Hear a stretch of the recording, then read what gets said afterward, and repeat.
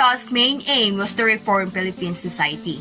First, by uncovering its ills, and second, by awakening the Filipino youth, not by assimilating the Spanish government, but by liberating themselves from the colonizers. Learning about the life of Rizal is learning how to choose a silent war and not a bloody war, because it is the only way to gain freedom. By then, we'll be able to know how other Filipinos were motivated to get the freedom which started many revolts against the Spanish government. It was Rizal's power of influence through his works that opened every Filipino's eye and waked him up from being manipulated. Jose Rizal was a prominent figure in the Philippine independence and freedom movement. He abandoned the idea of assimilation in favor of independence from Spain.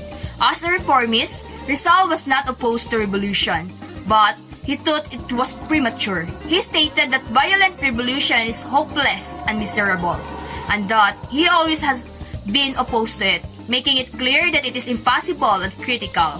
He stated that he had always opposed, fought, and made it clear that armed revolution was impossible, absurd, and disastrous. He explained that reforms must also come from above, because reforms that come from below are violent and transitory upheavals.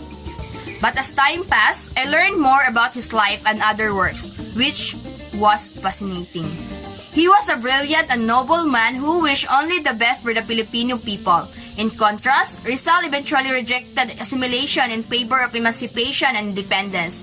As a result, Rizal's refusal to assimilate and struggle to preserve Philippine culture while free from Spain was critical. Rizal's goal was to give his people independence, fairness, and security as well as to his own country. In my own understanding and view of learning about our national hero, Rizal didn't retract. Actually, he even revolted. However, not in the typical meaning. It was a silent revolution. He didn't use a sword and all the physical deadly weapons, but rather just like a famous metaphorical sentence example, a pen is mightier than a sword. Yes, he wrote to revolt. His books Noli Me Tangere and El Filibusterismo speak about how he revealed abuses in the government.